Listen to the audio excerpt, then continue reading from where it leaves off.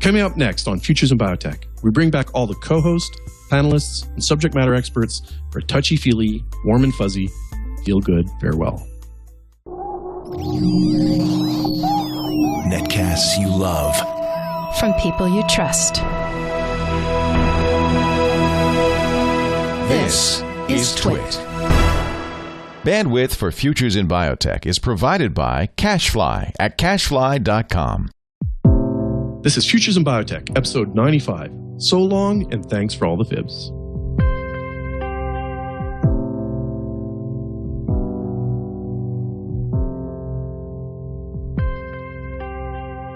I believe that biotech is the next frontier. Probably the greatest intellectual revolution that's ever taken place in man's history. DNA is the code for life. We're actually beginning to understand how life works, which I think is something that's mind-blowing in and of itself. There was going to be a genetic component to aging. How long was there the extension? About 30-40% for humans. That would equate to something like 20 to 30 years. How close are we to actually having a therapy of something? Ballpark, 10 years. It's potentially one of the things that will end up rocking the world the same way that people said, oh, the sun's the center of the universe, so this and that and everything. And now here's somebody who can come out and say, hey, look, here's how we compare it to our closest evolutionary relative. All right, well, welcome to Futures in Biotech. This is going to be a very special episode. It is the last episode of Futures in Biotech on TWiT TV, so it's the TWiT Fib finale.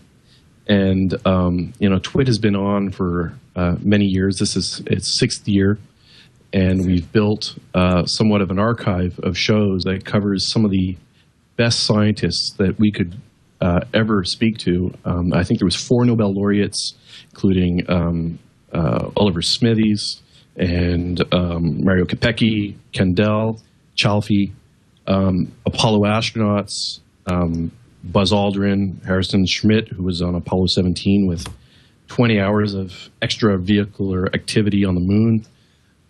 It's been an incredible honor to do this show and to do it on the TWiT network. And importantly, the show is going to continue. So for listeners that are fans, if you're out there, we're going to continue doing science firsthand accounts and exploring the world of science from a perspective whereby we are the subject matter for engineering, because life is a substrate for engineering now, and this is the sort of the century of biotech. So, but one of the things I wanted to do in the last show is bring back all the people that have been either panelist or guest host. And so we're going to do a record here of a number of people on a TWiT episode, an episode on TWiT TV. And I brought on, was it 7 PhDs? Is there 7 or 8? 8 PhDs. 8 PhDs and 2 non-PhDs. So we're 10 people here on the show. And so let me go down the line and introduce folks. I'll start off video-wise instead. Why don't we do that instead of order? We've got Jasen Buch. Hello. He's an Aeromics employee and the head of our data analysis. We've got George Farr, Dr. George Farr. Hi, everybody. He's vice president at Aeromics. Let's not wave our hands too much. Skype is feeble. We've got Josh Detzel, who's a student at the University of Ohio. Just wait. And one of our summer students.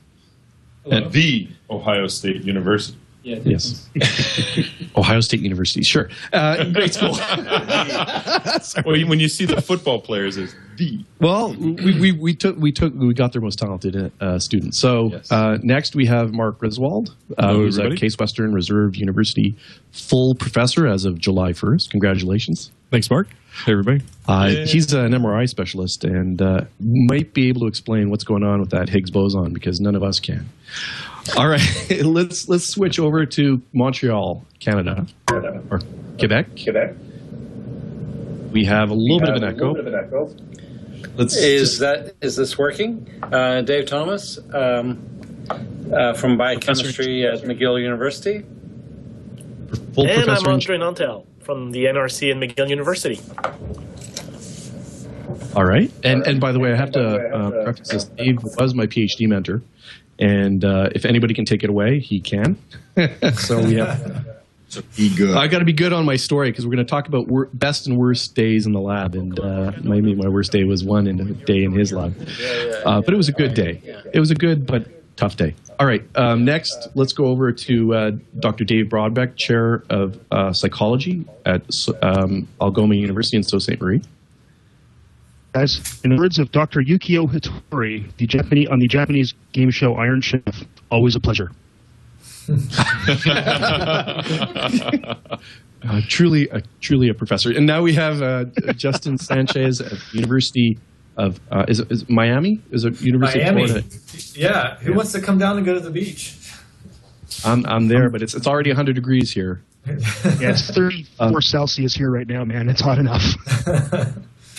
By the way, Justin was not only a guest host, panelist, but he was also has been a guest. So has Marc Griswold and Dave Thomas, and and Vincent Racaniello too. Has Vincent been a guest? Vincent, we got Vincent Racaniello. I've been a guest at show number 5, Marc. And a co-host. Yeah, I've done it. I think this is the 13th appearance, Marc, on your show. So thanks very much. Well, I'd like to let everybody know that Vincent is my new boss. So we're taking the show to join him on his science network called Microbe TV. And Vincent, over the past few years, has built up a beautiful network of science shows that are extremely compelling.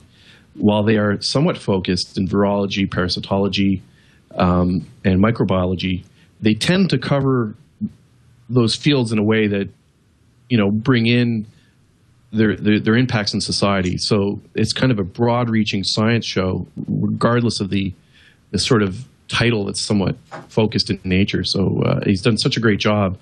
When I got the news from TWiT and called him up and said, hey, boy, it'd be fun to be with you guys. Because it's very focused. And if you notice on iTunes, people who listen to FiB also listen to TWiV. People who listen to TWiV also listen to FiB. Highly related. So welcome to the show, Vincent. Thanks very much. The only thing, Marc, is you should have had every guest you ever had on the show today. That would have been good. Yeah, there's probably about 70. We even had the chief engineer of the command module, the guy who designed the ship that went to the moon. Tremendous fellow. His name is Fuselic, Mike Fuselic. Tremendous fellow. He was the guy who produced that list for crayons and helped save the lives of the crew of Apollo 13. It's so much fun. But I think we're going to be able to continue bringing in, fortunately, because of TWiT, I've been able to build up a list of interviewees that will help me bridge that gap and continue pulling in those great guests. And I think it'll be fun. So we're going to plug Microbe.tv. So this will be the drinking game. Everybody can, every time we say Microbe.tv, they can take a sip. And we're going to be saying it a lot today. So let's go down the topics. I think one of the goals was to have some fun here on the last show. And one of the things I wanted to do is talk about the worst day in the lab, the best day in the lab, the best talk somebody has seen, their favorite scientist and why, what are the most important achievements in biotech, and so forth. So we're going to go down a list of topics here. And science is, it's like a road, and that road is a bumpy road. And there's a lot of hard work, very little pay. And why do we do it, right? Well, it's because those days that things work, it can be extremely exhilarating and sort of, because you're on the frontier, you're on the cutting edge. That being said, let's go down the line and tell our story about the worst day in the lab. Who should I start with? How about Marc? Marc Griswold. Do you have a worst day? I have many worse days. I mean, I think if I count the days when I'm dealing with something that's not science, like administration or regulation or something like that, those are worse days. I can tell my magnificent worst day story, though. I was in between undergraduate and graduate school, and I was going to be doing my Ph.D., hopefully on a huge MRI scanner under the guy who invented MRI, Paul Lauterbur. This was a scanner that was about 30 feet in diameter, weighed 140 tons and was in the basement of this huge building. And essentially because of to make a long story short, the 15 of us who were working on it were sitting around having a meeting, and something went haywire, and the magnet blew itself up in a very dramatic fashion. Turned 1,500 liters of liquid helium into gas, which would have been enough to fill a football stadium. And yeah, the whole thing, 130 tons, basically imploded on itself inside the magnet, and $10 million project gone. So that's kind of a bad day. On the other hand, it was a good day. It forced me to leave that institution. I went to Boston, met my wife, got on a new project, and yeah. Wait a minute. It forced you to leave. Wow. The accident was, well, I guess, was it because the equipment was no longer available? Yeah, it was gone. The whole project folded. $10 million project folded. That's true. It's kind of a bad day. Right. Okay. Everybody was speaking with high, squeaky voices. So the funny thing was that this was so loud. I mean, this was so spectacular. You know, it's like a rocket launch, essentially, and you're standing right next to it. And so your first instinct is to run. Oh. And my job was, if there was any problem like this, and we imagined it on a much smaller scale than this, my job was to go find the oxygen sensor and make sure that everybody was going to be all right.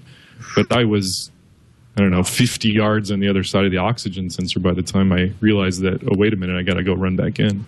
I want to point out that these difficult stories are somewhat for the other scientists that are aspiring scientists in graduate school and so forth.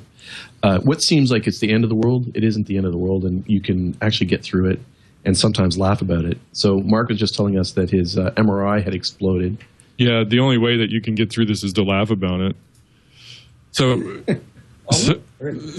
literally the place is chaos. There's an explosion that's happened. There's people throwing computers from 30 feet up high, trying to save them from the liquid air that's raining down from all over the room. And at that moment, the pizza guy shows up with our dinner. At least you didn't go hungry.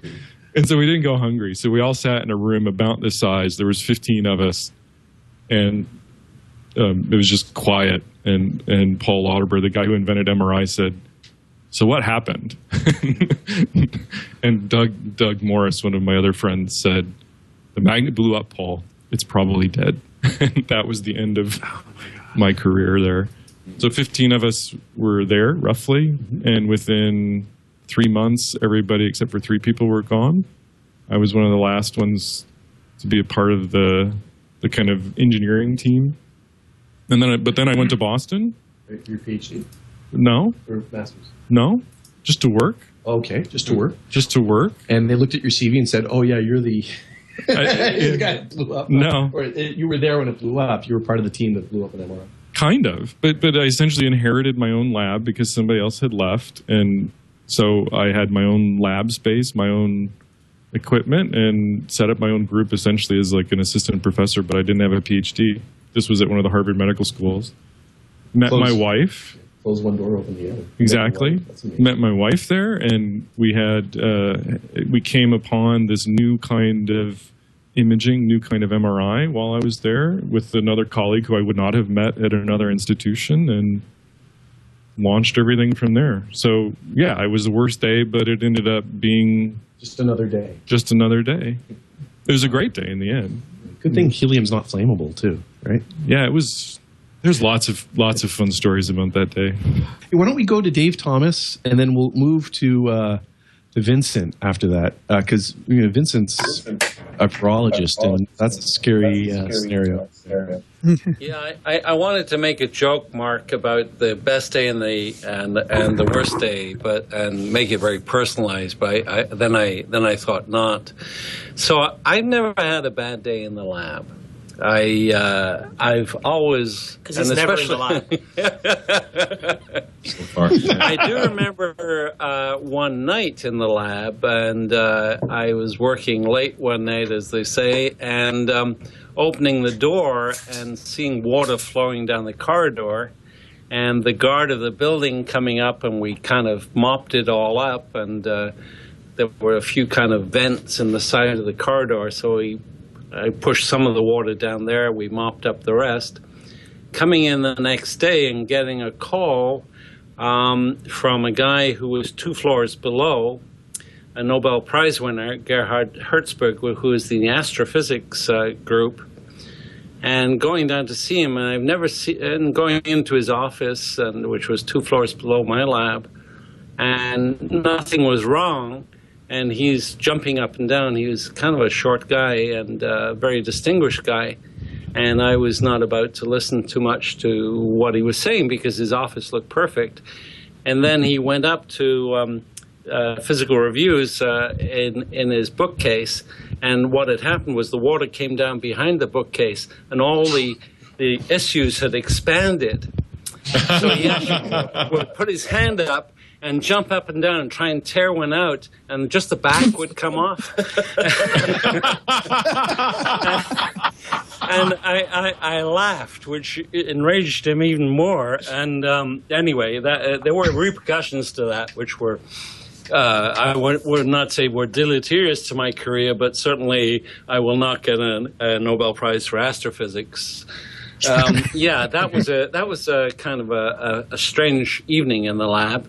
And good days, there's a good day every day. And if today isn't good, tomorrow will be. We're eternal optimists. If you're a scientist, today is bad, yesterday was awful, but tomorrow is going to be really great. I've known you for almost 20 years, and now I understand why you switched from physics to biology. Excellent. That explains it. Endorphins. You have endogenous endorphins, and you're up or you're down. I'm always up, at least for science. Yeah. Let's go to Andre because he's on camera right now. So. Okay. Well, I mean, usually the bad days is always the worst ones. Is when you hear you don't get a grant and you have to tell the people in your lab that you have to let them go. For me, that has always been the worst situation in my career. But the one I want to tell is a bad day, but hopefully is also pretty funny. And that was when I was a graduate student at the University of North Carolina, and I was a TA in a molecular and developmental biology lab. And what we had to do for preparing for this lab is that was a lab on embryonic development, and model then was sea urchins. And what we had to do essentially is me and the other TA, we had to go and pick up the sea urchins at the Raleigh-Durham airport, which was about 45 minutes away. Little details, we have to pick them up at 2 a.m. in the morning. So we get up, we go pick them up at the cargo sections at RDU at 2 a.m. in the morning, drive them back to UNC, get into the cold room, and because this is a lab that doesn't last all day, and you want the students to see all of the different embryonic developmental phase, you have to start fertilizing the sea urchin at by then it was 3:30, 4 a.m. in the morning, and do this until the lab started at about 1 in the afternoon so that they'd see various stages of development. Well, the way you do that is you have to get sperm and eggs from the sea urchin. So essentially you have to get them, you're in the cold room, you have to give them an electrical shock with little electrodes. And we had a lot of sea urchin. And the problem was that there was a storm in the coast of Oregon where they came from. So the female sea urchin, you would electrocute them and they would come out pink, and then, okay, you get ova. You keep doing, you try to find males, we couldn't find males, and we would try to find males, nothing would come out. And I think we must have masturbated 50 urchins over the next 3 hours in a cold room. We got 2 males. Wow. And the sperm was bad. So the whole lab was an abject failure. And the worst story of it is because it was a failure, we knew that the next week we had to go through this all over again. So yeah. That's kind of weird in many levels there, Andre. Room masturbating friends with the electricity. That is probably the worst days I've ever spent in the lab, and that's why I'm not in developmental biology. Let's take it over to Vincent. Vincent, here's the scary part. You work on polio, which in itself is scary. You're the first person to create a recombinant synthetic organism. I call it an organism. Maybe you disagree that a virus is an organism per se, but that was your first giant contribution to the world of virology. But all the movies, right? They're all based on your work, right? All the horror movies. So maybe what was your first day? Was it as bad as the Dustin Hoffman film? If I had a bad day like that, I wouldn't tell you, because it just gives fuel to the people who say that these kinds of experiments should be restricted. I've been recently involved in quite a few dialogues about this, and there's this perception that scientists handling dangerous infectious agents, for example, can't be trusted to do the work without huge containment because they make mistakes all the time. When in reality, the fact is that we do pretty well. And I cannot think of an incident, a really bad incident involving viruses that I could tell you about, which would be interesting. And that's because we're careful. But what I would like to talk about is something that happened when I was a student, a Ph.D. student, and involves radioactivity. Back then, we used to grow up preparations of influenza viruses. And these are viruses where the nucleic acid is RNA. And we wanted to isotopically label the nucleic acid with phosphorus, a radioactive isotope of phosphorus. We would use P32, which we would buy commercially. We would actually buy P32 labeled orthophosphate, and we would put that in the medium of the infected cells. The virus would then incorporate the radioactive phosphorus into its nucleic acid, and then it was labeled, and you could do your experiment with it. Now, we had a standing order of 50 millicuries per week of P32 in the laboratory. And today, that's a lot because nowadays we use microcurie amounts. So it was quite a bit. And every experiment, we would use millicuries of P32. Now, P32 you can detect with a Geiger counter. And in those days, I used to go around with a Geiger counter and check things because if people get sloppy, then you get P32 everywhere, and you can pick it up pretty easily. So one day, I'm walking around with a Geiger counter, and one of the doorknobs is hot. Quite a bit of P32 on it. Then I go to the phone, and the phone is hot too. All the doorknobs turned out to be hot. All the common things in the laboratory turn out to be contaminated with P32. So finally, I got an idea. I went into the men's bathroom, and I checked the urinals, and they were hot too. Oh no. Oh. So whoever was spreading the P32 around had it absorbed it to the point where he was now urinating it out. And I went to the men's room because that's where I was allowed to go. If I were equal opportunity, I would have checked both, but I couldn't. So eventually, what happened is we did a lot of talking to people, and one of the individuals who was visiting from the Soviet Union, what he would do, he would take his tube of radioactively labeled virus. So let's say this is one of those. This is not the exact thing. He'd pull this out of a centrifuge rotor, and it had liquid on the outside because it had spilled a little. So he would take the tube and grip it like this and wipe the liquid off. And so his hands were totally saturated with P32, and then he'd spread it everywhere in the lab. So that's about the worst day I can think of in my laboratory. One of the you're very right about how in the field of virology one can there's ways and protocols to manage containment and so forth. And if it wasn't for your work, in virology there wouldn't be vaccines, right? And vaccines, by saving hundreds of millions of people from death or very discomforting diseases, is probably the largest contribution somebody can make other than, a peace treaty. I mean, it's that big a social effect, right? So it's huge. So continue on your work. and many more days in the lab. And so, that being said, nobody should be afraid of some of the virology that's out there. Peter Pelese brought back the virus that caused the 50 million people to die in October through February in 1918.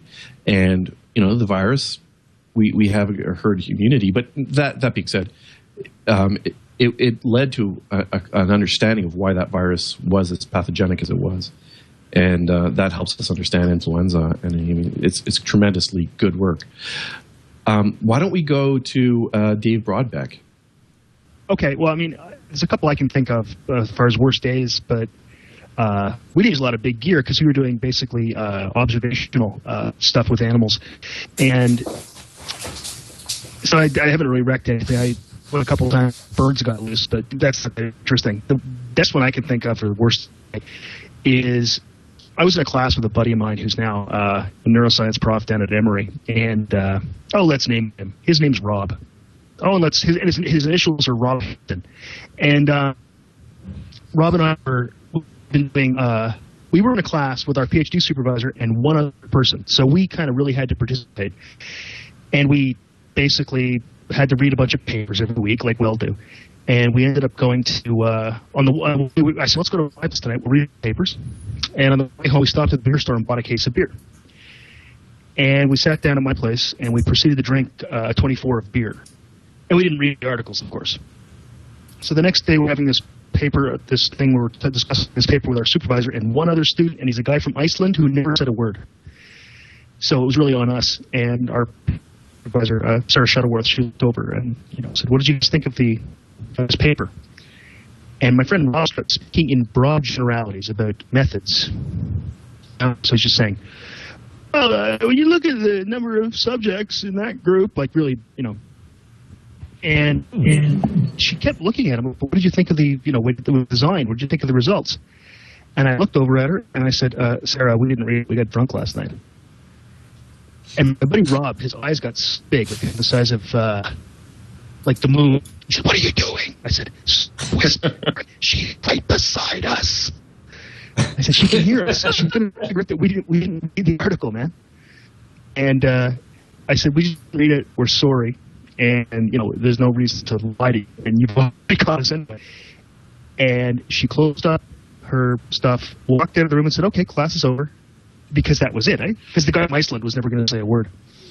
And for 2 weeks, she did not say a word to us. We'd walk by her lab. We'd walk by her office. She'd look at us and look through us. Eventually, she forgave us, of course. And in fact, I told this story just 3 weeks ago when she won the Donald Head Award for outstanding contribution to experimental psychology in Canada in a career, and forgotten it completely. Rose-colored glasses and all. But that was probably the most frightening day of my life.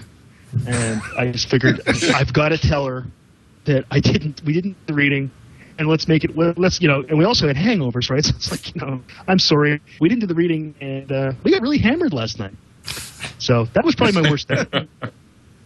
That's pretty good. Let's go to George Farr. Let's go to George. That one will be hard to top, though. Although it was Canadian beer, right? Yeah. Oh, that's good. All right. Go ahead, George. I think most of these stories are pretty hard to top. I must admit I'm probably inclined to go the same way that Dave Thomas went, which is, every day's a good day. There's always positive, great things happening, and I'm always eager to get into the lab to do what I love to do the most. But if I had to think of the worst day in the lab that I ever had, it probably would be when I was a graduate student. So I think I was in my second or my third year. So it really got to the point where, you really have things up and running. You're in a good groove. You're cranking out the data. You're sorting things out, really kicking along just great. And the experiments that I was doing, I was using radioactive methionine. So it's 35S labeled methionine to synthesize proteins in vitro in a reticulocyte lysate. And my scientific career depended upon, having this radioactive amino acid and being able to do these syntheses every single day. And I come in one morning and the radiation safety people are in the lab telling us all that we're not allowed to do any more work. And I said, well, why? What did we do wrong? What happened? Well, apparently, over the weekend, it was discovered by the Nuclear Regulatory Commission that somebody in a lab at the hospital, it was right around Halloween, had some kids come into the lab and they were giving the kids candy in the lab because it was Halloween. Well, of course, this is a big no-no. First of all, you're not allowed to have the kids in the lab. Second, you shouldn't be giving anybody any kind of food, or certainly not candy in the lab. And so what happened, and it was a lab at the hospital that used radioactive materials as well. And what happened was that somebody called the Nuclear Regulatory Commission and complained about it. And so then what happened was the NRC, of course, going through the motions, they called... Not my NRC. Oh, okay. Not his, not Andre's.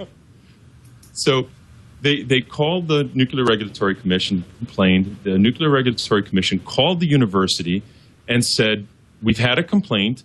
We need to talk to your radiation safety officer, the RSO for the university. And the response was, well, Dr. So-and-so, he's not around. Well, where is he? Well, he passed away 2 years ago. So this university was operating without a radiation safety officer for a couple of years. And there was no acting radiation safety officer. So the NRC basically said, okay, that's it. We are shutting down the university for 6 months. And you guys are all going to have to be completely recommissioned. So there it was, 6 months of my graduate career put on hold because somebody was goofing around in the lab. The video's frozen, but my jaw is on the floor. It's just shocking. Wow. Well, we're going to get to the best days. We're going to get to the best days. We have just two more really stories of lab horror. That's pretty bad. That's pretty bad. I mean, God. Yeah. Don't worry, I found other things to do. Here's my number one safety protocol for our lab. It's that all beverages have to be on the top shelf so nothing can drip into them. Right? So, well, this is a private company. We can do things. we just make sure the polonium is down below, right? Right.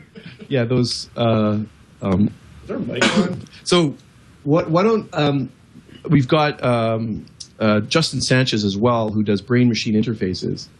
Why don't you explain, which is in fact very exciting, but can also be very scary because you're working with human patients, aren't you? Yeah, sure are.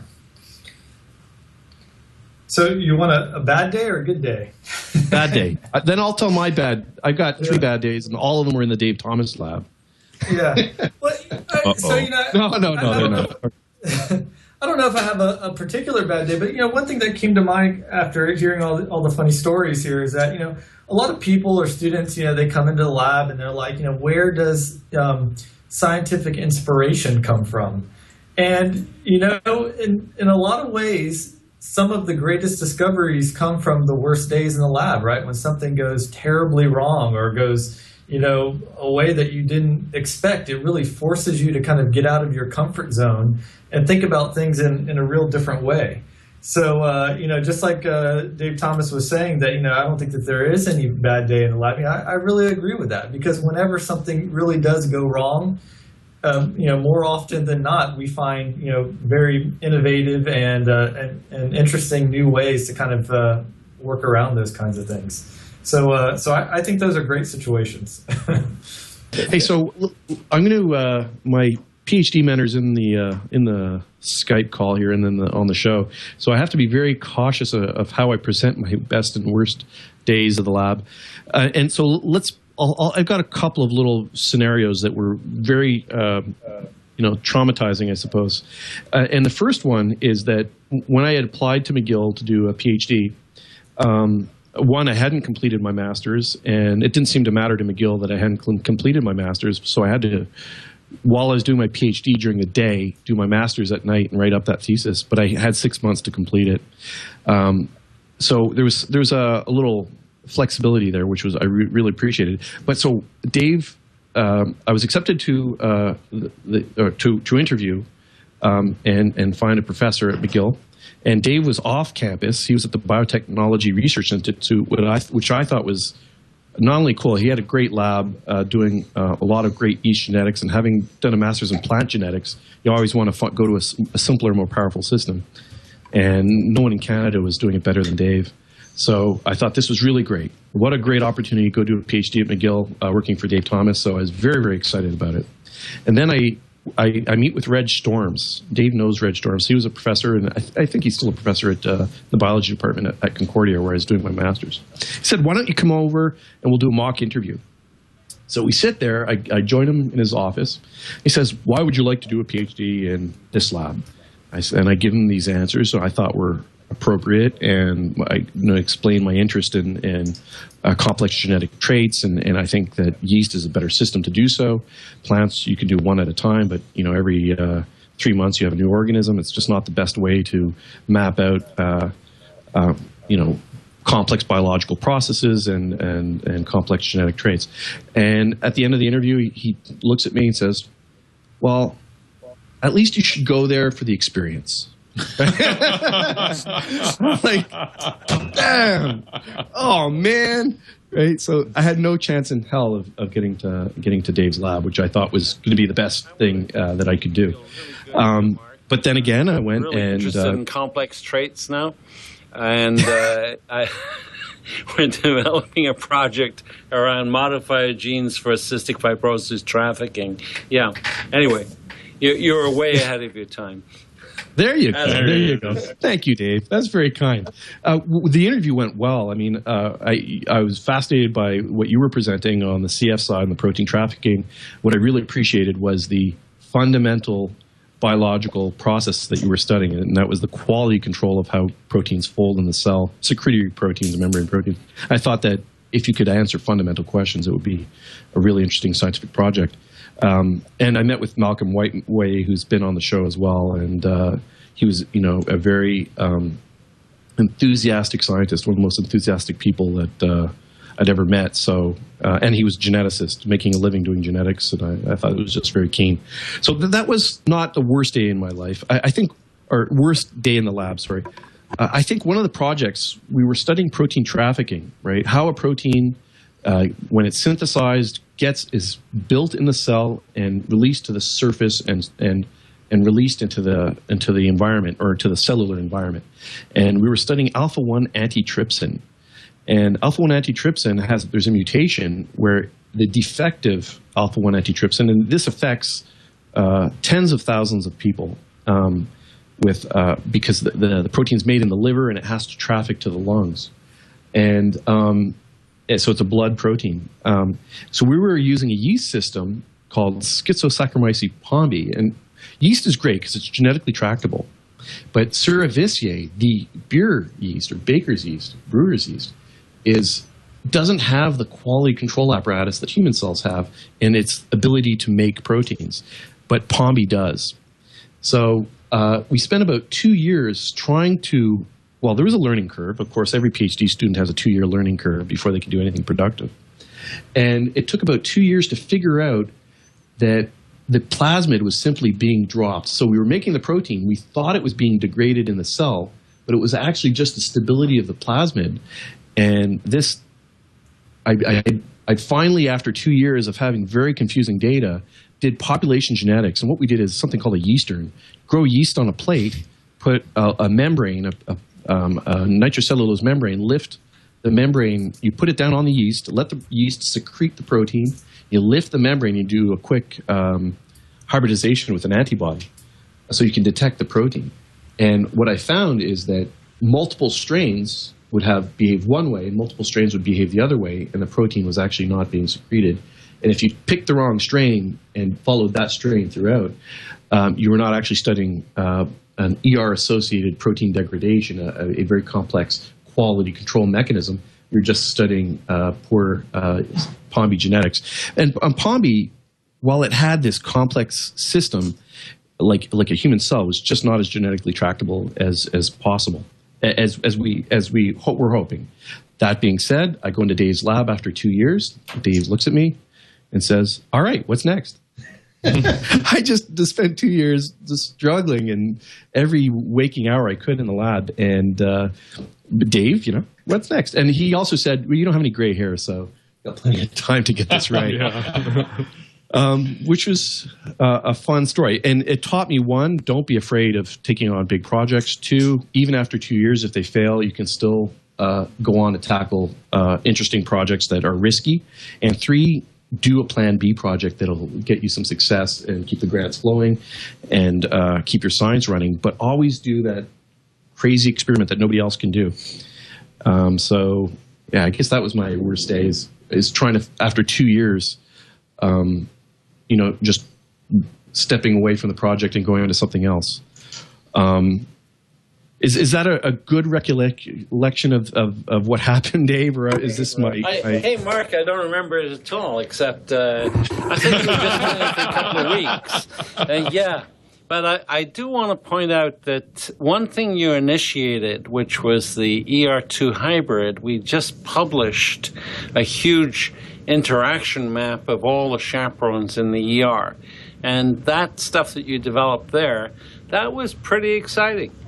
You should have concentrated on that a little bit more. Yeah. Yeah, I don't remember it taking 2 years, but no, who knows? That was a Dave Thomas idea. So one of the difficulties is studying protein interactions in the cell. And in subcellular compartments, it's really tough to monitor those protein interactions. Dave came up with a really good idea. He said, "Why don't you try this?" And we were able to detect protein interactions in the compartment where secretory proteins are made, where this alpha-1 antitrypsin is made. Not to get into too much detail, but it was fun, and that was you encouraged entrepreneurship, and because that was a potential business as well. So that was a good day in the lab. I'm glad it's working, and I'm glad it's continued. Can I just step in? So I just have to say this is a sign of great mentoring from Dave for you, because if you would have been in a different lab with a different type of mentor who would have just been angry and thrown books or done whatever, you wouldn't be a scientist today, and you wouldn't have us sitting here in this office, and you probably wouldn't be doing this show anymore. So I think that's a great answer to a 2-year failure. Is okay. What's next? Roll with the punches, kid. It's just fantastic. Yeah. It's always good when so when thanks, students Dave. have a little bit of fear in you, just a little bit. One thing about You think you're gonna kill them, but then you pleasantly surprise them. Right. I was lucky to have Andre Nantel on the bench right beside me, which was very, very handy, and because he must have answered 200,000 questions. Not to mention stealing a number of pipette boxes. Did I steal your pipette boxes? Still mine. We had to tip him by hand in the Dave Thomas lab, but it was a very, very good experience. And I think at one point I went 6 months without talking to Dave, which was a really good way to learn to be independent, right? Without a mentor and how to design your own project. So that was a good thing, Dave. So why don't we talk? That kind of works too. Yeah. Why don't we talk about the best day? Okay. So let's. We've got 8 people, and they're being awfully good and quiet. All right, I'll go since I don't have bad days in the lab, and this is why. Best day for me is real easy, March 13th, 2012. And it did not happen in the lab. I was actually working a full-time job, working for Marc part-time since August of 2010. And I was at work that day and ended up, Marc calls me up at about 3:30 in the afternoon. I'm about to go home for the day. He calls me up and says, "Hey, by the way, we're going to need you full time." He goes, "I'll give you some time to think about it." And my first reaction to him was, "Marc, I've been thinking about this since August of 2010. I've made my decision. let me hang up so I can go tell my supervisor that I'm putting in my notice. I worked one more day, went out of town for the weekend, and started on Monday working for Marc full-time. Best day ever. You know, I think one of the things about what we do in entrepreneurial biotech, right, when you start a company and you try to translate what's going on in the universities and develop it, one of the difficult things is creating new jobs, new organizational framework where you can bring people on to work. And you're creating a new position. And everyone at Aeromics basically created a new position. So Jasen, by working part-time after work, analyzing our data, so he was the magic in the box, right? So we put all the raw data into a Dropbox at the end of the day, and the next morning we come back and poof, it's analyzed. Yeah, 2-3 hours a night. You did 2 or 3 hours a night for 2 years or 3 years after a full-time job. And, so, Jasen, how do you feel about night work on a bunch of our data? Make some money. We'll talk. You know, look, how much you pay? People to talk to your people, and all right. Here's what you could do: pay him in U.S. dollars on a U.S. tax rate, and then you might have a deal. Canadian dollar is at par, I think now, right? Am I right? Yeah. Right. Sort of. Yeah. That's cool. I don't know. Let's go around the table. Who has a great a story, a good day? I can tell one. Go for it, George. Okay. So, again, I was a graduate student. End of a long day, and I had some media to autoclave. And I'm at the autoclave, open it up. You know, it's this big sort of metal machine that you put things into to sterilize. So I put my load into the autoclave, and I hear this voice behind me that says, "Hey, George." I immediately recognize the voice. I know who this person is that's talking to me. I can't see them because my head's inside the autoclave. This person says, "Hey, George, would you like to go out sometime?" Knowing who it was, I pop my head up, bang the top of my head on the inside of the autoclave, recover myself. I know it sounds like it's the worst day in the lab, but it's not. Come out of the autoclave, and here it is, my future wife asking me out on a date. Best day in the lab. So that was for my wife, Sue, and I mean it. It was definitely the best day ever in the lab. I can tell sappy stories, so good at that. No, but seriously, so I've had a good bit of students come through, and I can think back to a couple of them in particular where you're in their defense, and one in particular had been a really problematic student, really to the point where we had written him an official letter basically saying if you don't get better in 3 months for disciplinary things, like for really interacting with his lab mates kind of thing. If you don't get better in 3 months, you're gone.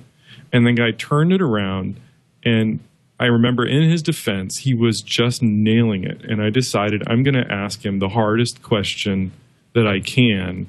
And I had spent probably 10 minutes thinking about how to phrase it in a way that he wouldn't be able to answer it. The point was just to make it so that he would really struggle.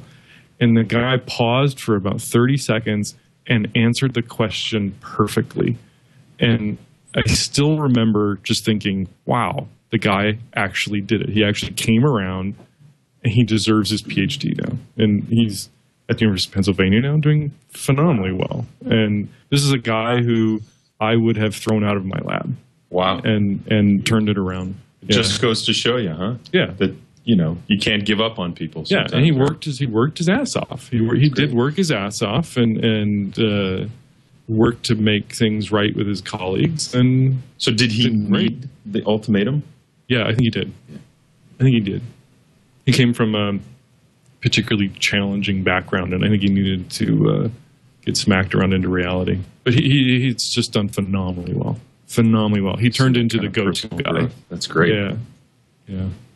That's sappy, but I mean that's why I do what I do. I mean, it's fantastic. I'll give one because we'll stay in the same room here on the same video line. I have two major here's a sappy one for the audience. One, starting the company was an important element for me to approach science in a new way, and in a very in a way that's, I think, is pragmatic in easy way to see how you can help save lives. So it's fairly sappy, because if you get a drug to market, you potentially can save 1 million lives a year, and that's where we're at. And so starting the company was a good day when we got our first funding. But 2 was hiring George, best pair of hands at Yale, and that was a 16-year career with Howard Hughes Medical Institute, and convincing him to move from New Haven, leave Yale, and come to Cleveland. There was a trick, though. He's from Cleveland, so it was a great day for me too. Yeah. Well, I told him I'd match our salaries for whatever I make in this company, he'll make, and that sort of helped maybe a little bit. So my best day in the lab, right, was here. We were. It was just myself. The company was me. We're over at my business partner was not a full-time employee. He was a professor at Yale, and he wanted to move to Cleveland. So he had already moved to Cleveland. So my little company was one bench in a lab that was subleased, and I was developing the screening technology and getting the screens going to find a drug that may block these water channels. And should I look at the camera? Is that it? Okay, so yeah. I'm talking to them. I'm talking to my group. So if you could block the water channels in the brain, you could basically prevent brain swelling from brain trauma, from stroke, from acute mountain sickness, from meningitis, from glioma, from all these conditions. And there was no drug out there. A fellow named Verkman had published a paper saying that there's no possible way to block these molecular water channels. No drugs work. He'd probably screened 500,000 drugs, at least by then. This was a Nobel Prize-winning discovery that this water channel existed, and it controlled the physiology of water in the human body. And we were working on the one that was particular to the brain. And but the company, my business partner had moved to Cleveland. I had put up my house for sale, and I had literally 3 or 4 months, because the screening center was in New Haven. It was a Yale screening center, and there's no screening center in Cleveland. So I had to do the screen, develop the screen, do the screen in New Haven, and get it to work, and then identify some compounds. And by the way, I had 2 little kids in the house, so getting no sleep, 2 babies. And at one point, I put my glasses down at the beach that we went to on like a Saturday. Put my glasses back on. They were covered with urushiol, which is the poison from poison ivy. And so my eyes were completely covered with blisters. And I thought to myself at the time, because it was the Bush administration, and there was talk about torture, is waterboarding torture. I was thinking, what's torture? Poison ivy in the eyes, right? Yeah, and still having to get the work done. So it was a difficult situation. The company had to move very little money, and the whole scenario was a complex, difficult scenario to do. But we did the screen on 20,000 compounds, 3 of which were of one particular chemical series, which ended up being the drug that's now that we're moving forward. It's in that chemical series. So I managed to identify a new class of drug on a new target that eventually could potentially save some lives. Marc, I guess you would say it was a blind screen. It was a blind screen. Yeah, yes. Did blind tests with no controls. Actually, we did controls, but it took 2.5 to 3 years of work to demonstrate that this series actually was working. The screen was a very simple test, and we needed to validate it, and that took 2.5 years and a lot of hard work. And George has taken on that side of the lab now, and gotten the beautiful pharmacology to work. So thank God we were able to coin that together. So that was my best day, even though I was what felt like torture. And I didn't take the prednisone because I was on Coumadin, and I worried about interactions. Yeah. Anyhow, but ended up coming up with a new drug that could potentially save 1 million lives, and hopefully we'll be through the clinic within the next 18 months. If there's any investors out there, give me a call or tweet me at Marc Pelletier. We're looking for investors right now. We have some people lined up and so forth. Hey, Marc, I wanted to just point out to you guys, since you have a Bruins sweater up there, hockey injuries and football injuries are also going to benefit from your discoveries. So, knock on wood. Yeah.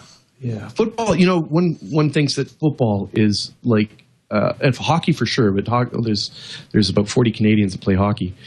Football is an obvious one, but it's cycling that has the most head trauma out of all the sports because everybody cycles.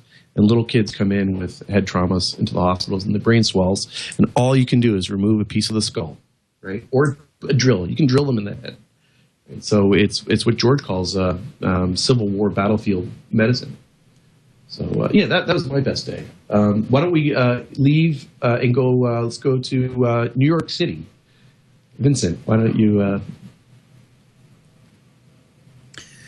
Well, you know, I've had a number of really good students who have had great results, and I should probably tell you one of those, but I'm going to tell you one of mine because I know it really, really intimately, and I can tell you how it went. This is when I was a postdoc with David Baltimore. This is 1979-ish, and what we were trying to do was take the genetic information of poliovirus and convert it to DNA. So this virus has an RNA genome, as we call it.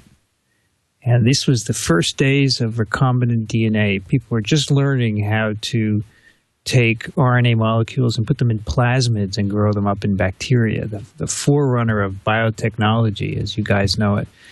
So we wanted to take the whole genetic information of the virus, make a DNA copy, and then see if we could recover virus from that. Today you would call it synthetic biology, but back then we were just trying to make a DNA copy infectious. So I spent about 2 years assembling a DNA copy of this virus in plasmids. It was really hard because you couldn't buy anything. You had to make everything up from scratch, and there weren't many people around who knew how to do this. But finally I had assembled this whole copy of the viral genome, which was 7,440 nucleotides long in a plasmid, and I grew it up in bacteria.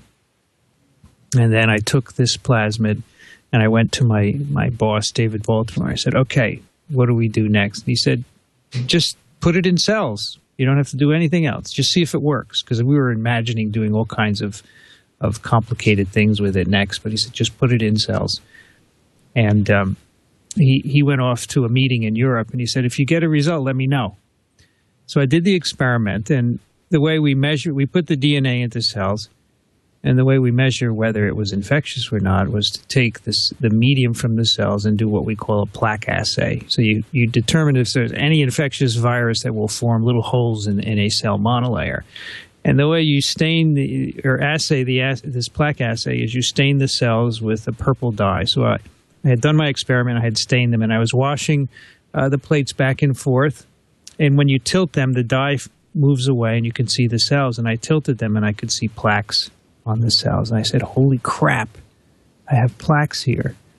And I had to tell someone. So I ran down the hallway to one of the other professors and I showed him. And he said, Vinny, it looks good, but don't tell David. He'll just tell everyone and you have to verify it before you do that. So just seeing those holes on the monolayer sent chills up and down my spine because it was something really cool. And I had done this. It had taken a long time, and it had worked out. So that was my eureka moment at the very beginning of my career. It was a lot of fun. That had a lot of implications, right? First, synthetic organism. First, the potential of creating a new vector for gene therapy. There's just an unbelievable amount of excitement on that project. That's very, very cool. We're going to, Andre Nantel and Dave Brodbeck have to leave at 7 our time. So why don't we go to Andre first, and then we'll go to Dave Brodbeck, and then we'll continue the show. So Andre, why don't you tell us what was your best moment in the lab?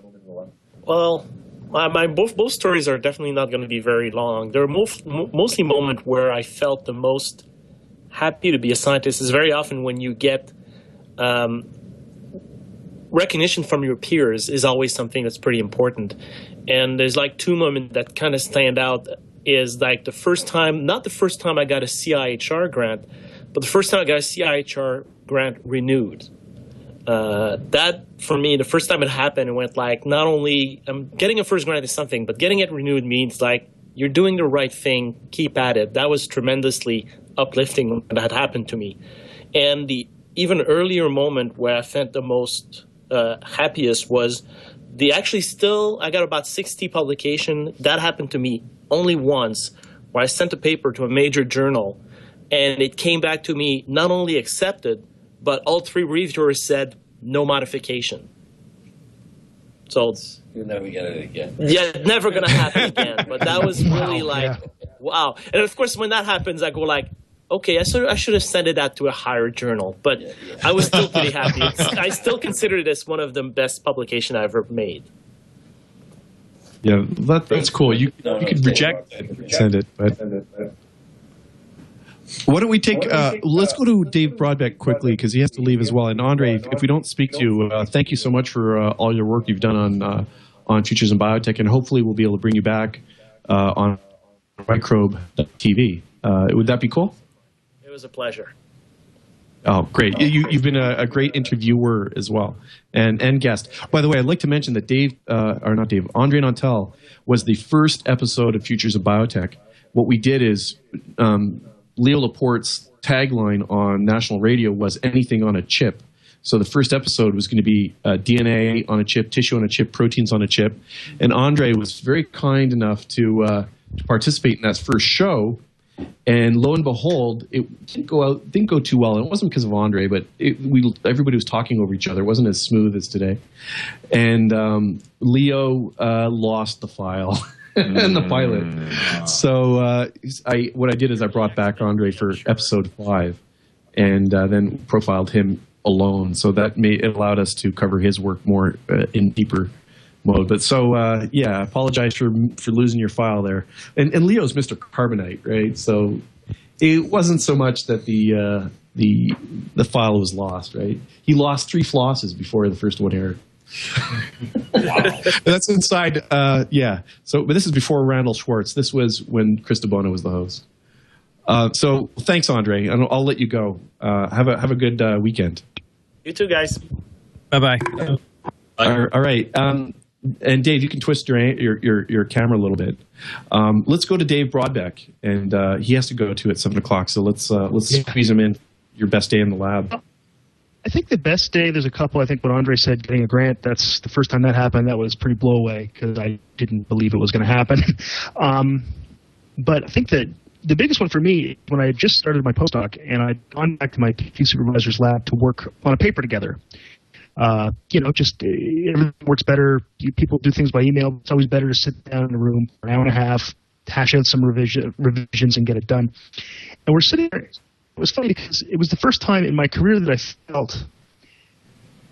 kind of felt like her equal in a way. Now, I would never say I am her equal scientifically, and she never also made me feel bad.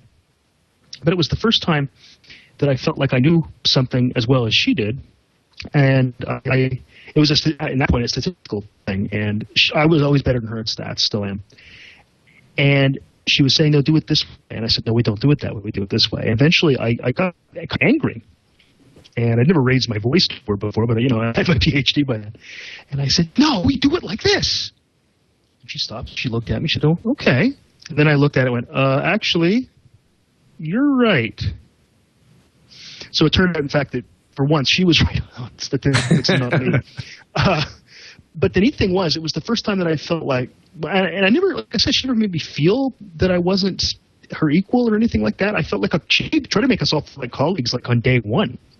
I remember reading her NSERC grant proposal when I was two weeks into my master's degree, and I think it was nice font. I mean, I had no idea, but at that point, it was like, I've really graduated. I actually do this as a job now. So that was probably for me personally the best thing. I've had times when I've seen students go on and do great things and all that stuff. But screw them. That's about them. This is about me. Cool. Let's go over to so I'll say goodbye to you as well because you're and I got to go. And just thanks so much for always having me on, Marc. And I knew that eventually the show would get canceled as soon as Leo tried to get that little kid on here and Ted McGinley took over the show. But anybody get those jokes? Nobody. Anyway, I got it. I sort of. I'm gonna have Jason explain it to me later. So I'll talk to you guys later, guys. We're going to keep you on as a subject matter expert on Microbe TV, anything neurology, so neuroscience. It'll be great to continue. Let's go to Dave and Dave Thomas in Montreal. Hi, Marc. Good days in the lab. As I said, every day is a good day. By the way, Vince, I do remember reading that paper and being very impressed on the poliovirus. And I have my own holes in plates stories as well. But I remember when I was a graduate student, I was working on mitochondrial genetics, and just the first joy of getting the first result and being kind of able to explain it. And my supervisor had left the day after I entered graduate school and gone on sabbatical to Australia.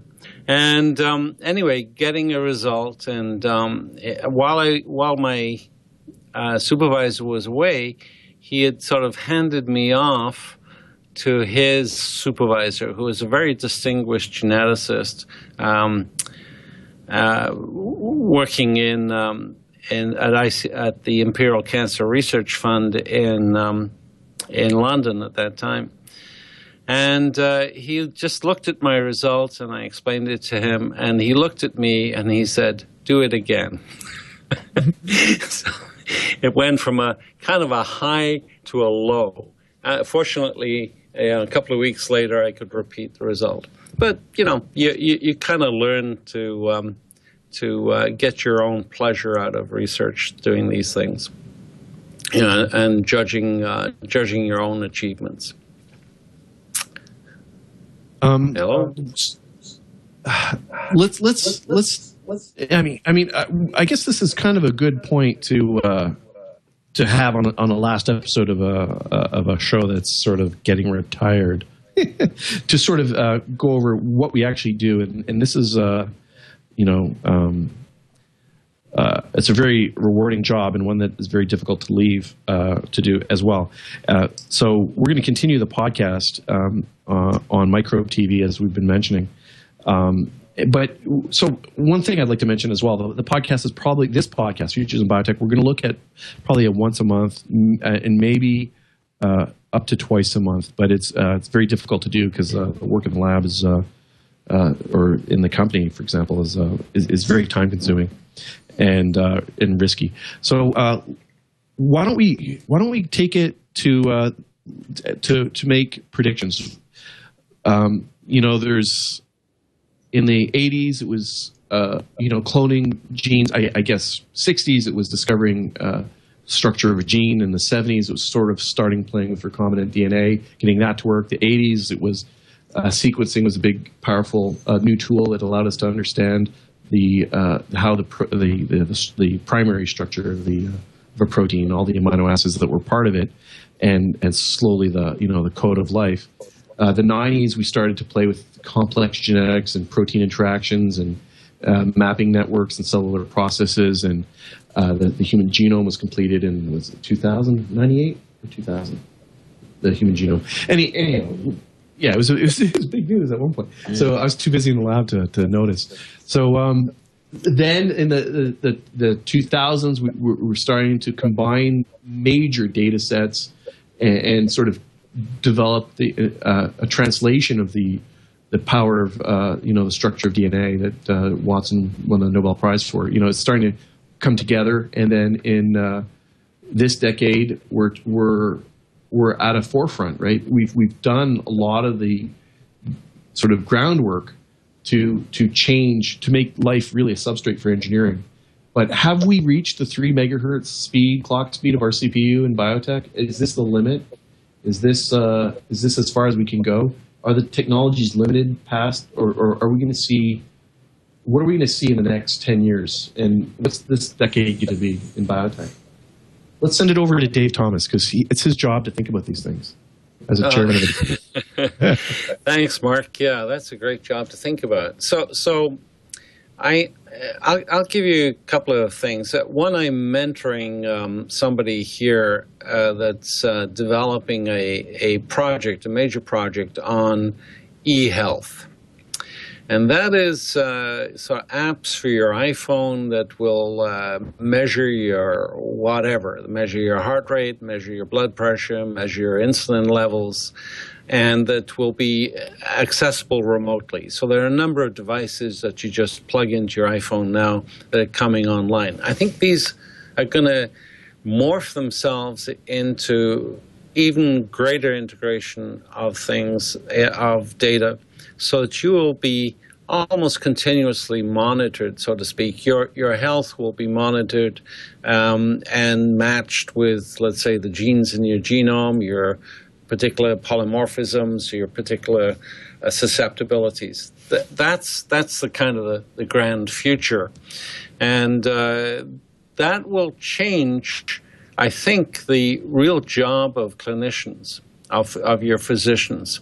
Those will be very much more doers rather than people that will actually perform the surgery, say, or other procedures, rather than the kind of family medicine guy you go to see. So the front line will be these apps. That's my prediction. 10 years' time, costs won't come down for healthcare, but the integration of technologies will change the job of clinicians, and that there will be a new cadre of bioinformaticians or people that kind of understand the integration of technologies. That's the big, I think, one of the big pictures. And it's going to change a lot of the things we do and a lot of the ways in which healthcare is funded, both in the U.S.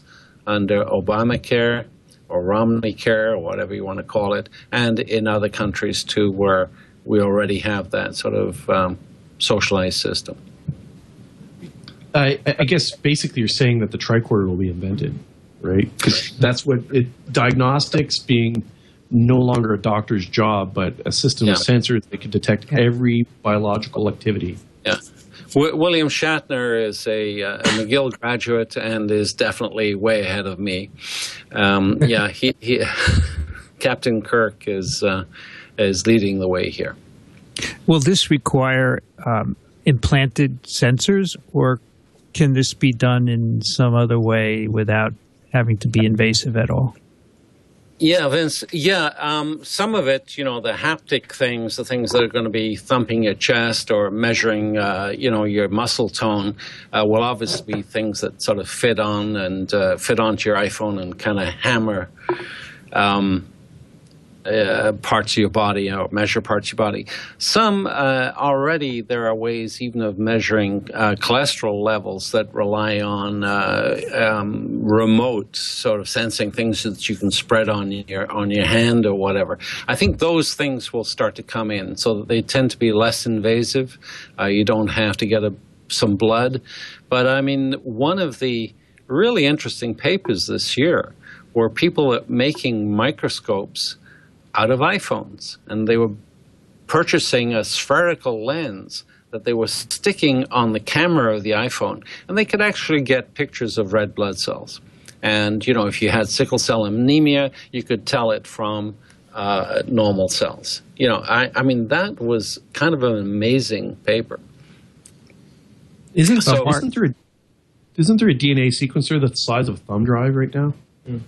Isn't Ion technology, the chip that does the sequencing, literally the size of a thumb drive and powered by USB? The chip is very small. Yeah, we have one downstairs here, and the chip is certainly very small. For Proton Torrent, I think the chip, which is the successor to Ion Torrent, I think the chip is the same chip, in fact, just more features on it. Yeah. Hey, Marc, could I jump in? Go ahead. But I was just going to say, of course, Dave has one. Go ahead. I mean, an extension of this is, from my view, what I think is important is to be able to diagnose or detect infections viral, bacterial, whatever, really, really rapidly. So, for example, right now, we don't have a lot of antiviral drugs because many of the viral infections are too fast. By the time you diagnose them, it's too late to treat them. Like the common cold is a big one. It's over in a couple of days, but if we could treat it, it would help a lot of people. And to do that, you need near real-time diagnosis. So that's where I see the field going in the next 10 to 20 years. Someone has to develop a way. Maybe it's you take a little nasal wash or spit or even blood from a little puncture of your finger, and then in the next few minutes be able to detect what viruses are present, so then you can get a prescription immediately and treat it. And I think this will have incredible implications for treating infectious diseases. Why don't we go to Jasen? That's pretty much I'm not a biologist. I'm not, I'm an electronics technician by trade and a gadget geek and a computer geek and all that. So basically, I'm going off of what Dave said. Pretty much this whole idea of the technology with the apps and this diagnostics is going to open up a whole other field of security surrounding these apps to prevent people from hijacking your health data, basically. So, I mean, we need this anti-cloning. Yes. Right? Somebody could literally create a new you. Somebody hijacks your fingerprints, your DNA, everything about you, and creates a new you. And what if that fan really wants a child from Bieber? Oh, no. You can do it. No. You can do it. They still need the DNA. So. Yeah. I mean that's a good point. Yeah, security is going to have to be seen from a new way. I think so that is a potential next show. We've been interviewing Marc Gerstein a number of times on Futures in Biotech, and one of the areas we've talked about a little bit is biological security, like internet security or computer security. Mm-hmm. And he was suggesting that you go to the grocery store, the cart that has your food takes the DNA off your fingers, looks at your profile, and basically influences your purchases, right? And then there's a whole lot of information to be gathered from your genome alone, right? Yeah. And so forth. So, Marc, can you remind us, where are we going to be able to see that show? On Microbe TV. Microbe.tv. So we're still building that structure right now and working on it. And by the way, these 95 episodes will be archived on TWiT TV as a retired show. Excellent. So there's a lot of stuff, a lot of great moments in my life. Okay, wait. So let's go to Griswold, who's an inventor himself. Marc, tell us a little bit about what you see happening in the world of diagnostic tools and. Well, I think Dave is absolutely right. I think that if you look at where we're going in terms of healthcare, that's what's going to happen. So my son is a type 1 diabetic, and so bio monitoring is a huge part of our life, and it's unbelievable how quickly I can tell you when he's going to be sick the next day. So Vincent, I can tell you from his blood sugar when he's going to get the virus the next day, and so I think that these kinds of things are going to be more and more common. Just to point everybody towards this. So there's the Qualcomm X challenge, which should be hitting full gear this fall. They're looking at a simple monitor that weighs less than 5 pounds, and I think they're going after the top 15 diseases or something along these lines. And the amazing thing to me is if you go through that list, it shouldn't be that hard. There's really so much basic things that we just don't do very well. And a lot of it is just simply that we don't have access to the healthcare as quickly as we should. So I think that's one big part of it. I think it kind of dovetails into everything else. If we look around, how many of us are exploiting our genetic information to be healthier? No one. How many, or maybe, if you look at maybe the bracket 1, bracket 2 cancer therapies. Other than that, there's just nothing else that's really being used. What proteomic knowledge are we using on a day-to-day basis to make ourselves healthier? Not very much. And so there's just the potential there is just massive to change the way that we take care of ourselves. At some level, that's kind of the basis of all the biotech stuff that we're doing is, how can we take care of ourselves better? So I'm remembering that I believe, and correct me if I'm wrong here, guys, but I'm pretty sure it was Lyndon B. Johnson who declared the war on cancer. And for the Richard Nixon. Richard Nixon. No, it was Nixon. Okay, so Nixon declares the war on cancer in the early 70s, right? And for the first, 20 or 30 years, the progress that was made was primarily early detection. And it's really only more recently now that we're starting to get more new, innovative types of therapies. But that early detection has saved literally millions of lives. And so the notion of having these types of devices and, sort of personal monitoring of what's going on in your body and being able to get some sort of early detection going, especially like Vincent was saying with respect to viruses. I mean, I can't help but think it's key. I have a different, somewhat of a different take here because I'm in drug development. And, when I hear the term personalized medicine, the term generally refers to having your genome sequenced, your proteome done. You can listen to episode 93 of Futures of Biotech with Mike Snyder, who is the first true case of personalized medicine where he did his genome 70 times over. He did his proteome. He did his transcriptome, the genes that are turned on, the genes that are turned off, looking at 20,000 genes. This was over, 14 months? Through health and disease, he did his antibody profile, right? Showed which antibodies he had made that were in his blood. So that's personalized medicine and sort of a diagnostic process. But the way I see personalized medicine in drug discovery is doing what they do on Star Trek. There's a disease that happens. I need 36 hours, and then having a cure. By the way, that's my son laughing, 2-year-old son. I should turn off my phone. All right. What a distraction. What was I saying? No, okay. Personalized medicine. 36 hours. 36 you got a cure. hours to come to a cure. Either a vaccine, Dr. a McCoy. drug that blocks the specific activity of a protein, or gene therapy, or creating an antibody that can inactivate a biological process. If you look at multiple sclerosis right now, right, it's an autoimmune disease where there's an antibody that an individual produces, and it's not something you're predisposed to. It's not a genetic disorder per se. It can happen in adults, and all of a sudden they have a new antibody in their bloodstream, and it starts attacking the Schwann cells that form the insulation along nerves, right?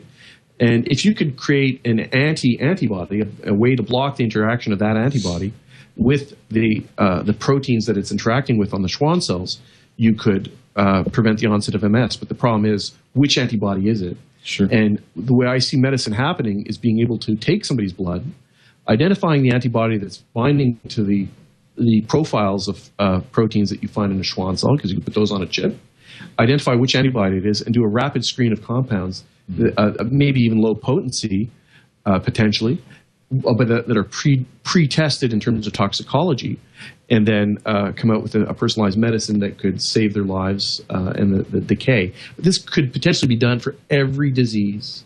Once we understand the safety profiles of enough compounds that cover the potential area of chemical space needed to block these biological interactions, we could basically take a drug off the shelf, screen for it, take a disorder, screen for it with the known drugs, known toxicities, and have a pill overnight for whatever disorder it be, being it multiple sclerosis, cystic fibrosis, any kind of major disease. There's other things that we can't fix as well. I mean, that require disasters. If somebody has an accident, we're always going to need to fix their bones and so forth, and put do healing in that way. But the idea of the concept of a disease still being around in 100 years, if we can shorten the pipeline of drug development to include a workflow of rapid development. I think it could be a really exciting time.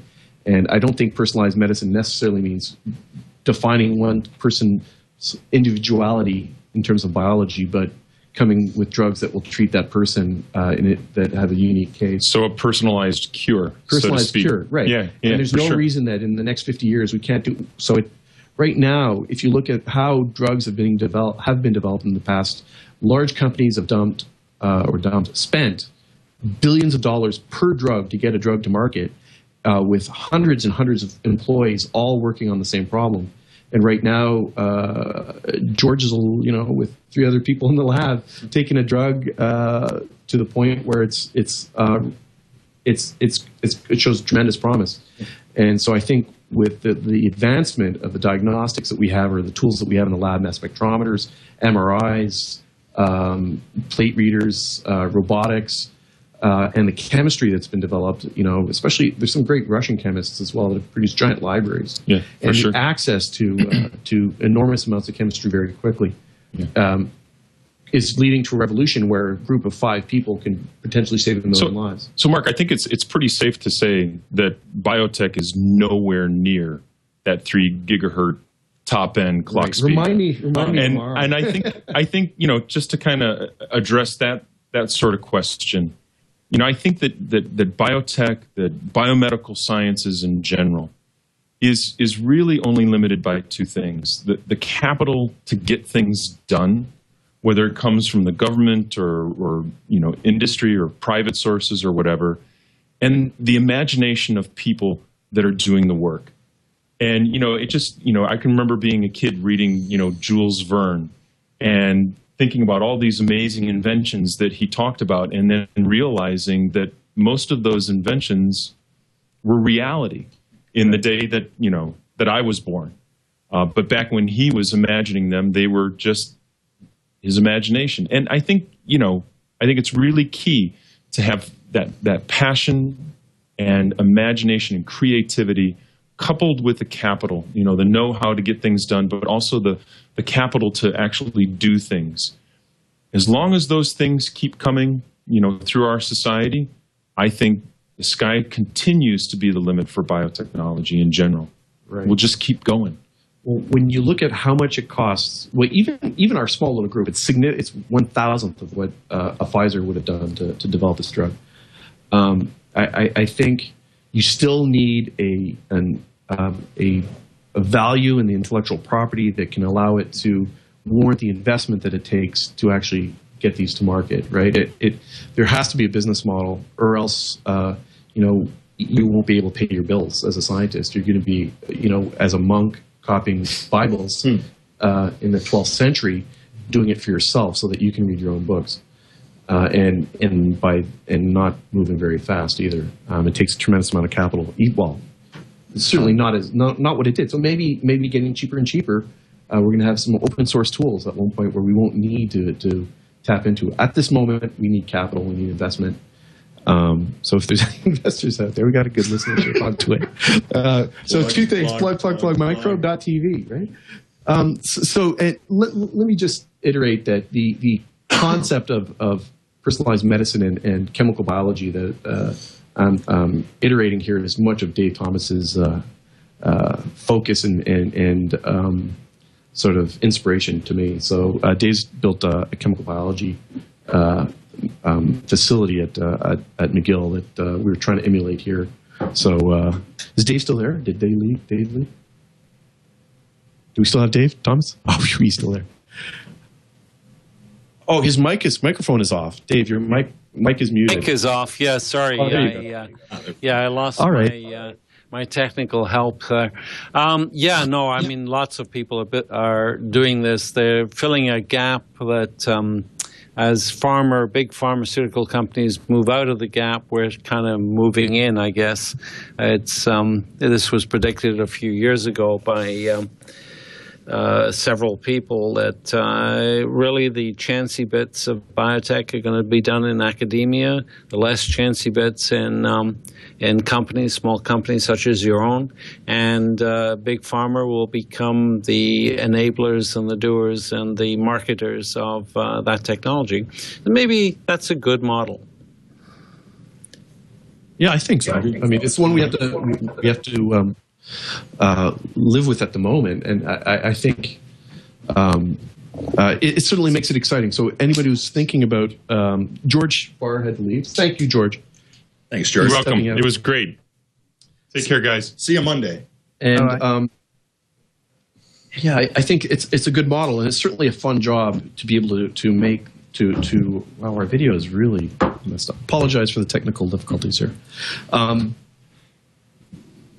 So why don't I?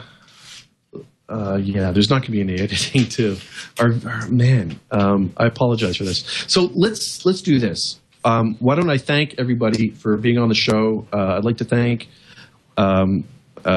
Justin Sanchez.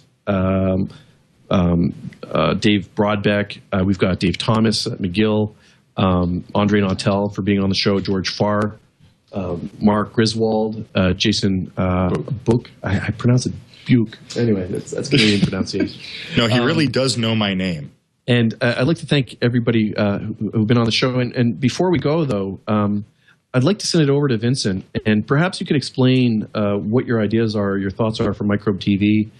You had an email that was sent to you. Perhaps you'd like to take a look at it, read it to the audience. Sure. Let me read the email because it sets up what I'd like to discuss just briefly. This is from, actually, it's from Al, who's in Hawaii, and he's writing the email to Dr. Kiki, and he copied it to you, Marc, and me. And he writes, "Hi, Dr. Kiki. I really enjoyed your in-depth interviews with active scientist experts in their fields. I feel that your work and Marc Pelletier's interviews are complementary. I learned so much and always felt that it was a great honor to hear what these people took the time to share. Thank you, and thank all of them. I never really thought TWiT and Leo were the right fit for science broadcasting, though they do have the podcasting technology and talent to do an amazing job. I'm glad it worked for a while. But I hope these important science shows can continue and flourish in a more science-oriented network environment. I hope you and Marc will both try to continue your shows, perhaps in conjunction with Vincent Racaniello's TWiV network. You are all my heroes, and I think you would all make a great science network together. Vincent and his amazing friends at TWiV, etc., are wonderful and dedicated to science broadcasting, just like you and Marc. Dr. Kiki, I also hope that you will continue the Science and Laughs with Justin on This Week in Science, which I also listen to along with Diffusion Science Radio from Australia. Both are hugely informative and funny shows. Thank you so much for all you do for science education. It is a very good thing. Sorry for this disruption in your life. I hope it is not too painful. Very, very, very respectfully and with much appreciation, Al." So the idea we had is to put together a network of science podcasts, and it was pushed forward. I've had this idea for a while now, and it was accelerated by Marc leaving the TWiT network. So our idea is to build a podcast network, not large on the scale of TWiT, but substantially smaller, but one focused on all kinds of science, involving scientists doing podcasts about science. And so that's what we call Microbe TV. And I've given it that name because I didn't want to use TWiV. It's something that I've been doing my whole career. I've been working on microbes, but it won't be limited to just microbes. And hopefully we can get a number of shows going. We have 4 so far, 3 of mine and Marc's Futures in Biotech. And if we can get a number of others, perhaps we can get some support, some financial support to do this and do it in a proper way. So that's the idea. And as Marc said, we have a skeletal website, microbe.tv, which we'll keep on working on. And just stay tuned for the future of science podcasting, I think. Well, I really appreciate the opportunity, Vincent. I've always admired your your initiative in taking something from scratch and building up a network. Your show's tremendous, and there's a great likability of your panelists as well. They're very entertaining, and you've picked great people. So you've always tended to do the right thing. I think it's a great opportunity. When I thought, should we do this together? Would it be, what would it be like? And I think it's going to be very exciting because the audiences are so interrelated. We've got to create a momentum together, I think, to build that community as Leo has always done. And don't forget, Leo did this in one room. When FIB started, it was one room and 5 podcasts. And at that time, FIB had 70,000 listeners. And all the shows on that network, it was just Leo, had between 50 and 150,000. But that was a wider subject matter. And biotech and virology, for example, is a narrower subject matter. But the idea is to bring those people in to the field and show them what is exciting to us, and perhaps create a whole bunch of new scientists. Our video is frozen, so we've been having a little bit of technical video difficulty. I apologize to the video audience that are downloading this. Fortunately, Microbe TV will start off as an audio podcast only for a while until we've worked out the workflow to get live streaming and live content. But so I look forward, Vincent, to joining you on Microbe TV. This is going to be a lot of fun. It's always been fun, so let the fun continue. I agree. I think it's going to be very exciting, and I look forward to it, Marc. For me, it's been an inspiration to meet the scientists doing the best science in the world, and to use their to use their frame of mind, try and ascribe to their frame of mind and discovery, and pour it back into my work. Try to think like them, and the only way to think like them is to talk to them. And so I'd really like to thank Leo Laporte, the chief TWiT of the TWiT network, for making this possible. He's been very supportive, and over 6 years, I've managed to meet really the best scientists in the world. And after 95 episodes and, at an hour and a half each, it's been, I can't help but think that I might have learned something. So thank you, Leo, very much for supporting Futures in Biotech and giving us our 6-year start. Because it's just the start, right? Oh, definitely. Definitely. I'd like to just say, with the advent of the TWiT network and, by extension, Futures in Biotech, it's making the science and the technology accessible to everybody, to anybody that wants to listen to it. So you don't have to be a Ph.D. You don't have to be, want to go to, go to grad school, get your Ph.D. to learn something about the sciences. And Vincent, I'd like to thank you for, wanting to keep this going and keep the science education going for everybody out there. Well, thank you for listening. That's how. So I walked into the lunchroom here. Jasen was between jobs, and that's how we met. And he recognized me from my credit card from the name. So you're on the TWiT network. So yeah, we indeed met because of Leo. So he's our chief data analyst. So this kind of thing worked out. Very well. I'd also like to thank the crew that helped get this going. Back at the old cottage, Dane Golden came on and really helped propel Futures in Biotech considerably. Colleen for inventing a lot of the technologies that are now used at the TWiT cottage. Eric Lanigan was also an excellent producer for the show. I'd like to thank them and not forget them and their contributions, because they worked with us for 3 to 4 years, and it was very, very appreciated. I'd also like to thank more recent folks, Liz, Jeff, Tony, John, Frederic, and the entire crew that have made these last 95 episodes an opportunity of a lifetime. I'd like to also thank Alex. Thank you so much for handling the boards and trying to stay on the bleeding edge here of 8 PhDs and 5 connections and a lot of Skype error. I don't know. Your Skype keeps updating. I think it was great. Thank you so much for doing the audio and video today. I apologize for all the technical stuff. Whatever happened. Oh, don't worry about it. This worked out. I think the audio is what counts here. Thanks so much. And so if anybody has any comments or suggestions, you can visit futuresinbiotech.com. There's a link there to contact me, and you can send an email. You can also go visit the new home at microbe.tv,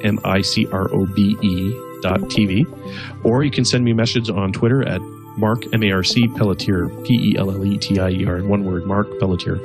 So for Futures in Biotech, this was Marc Pelletier.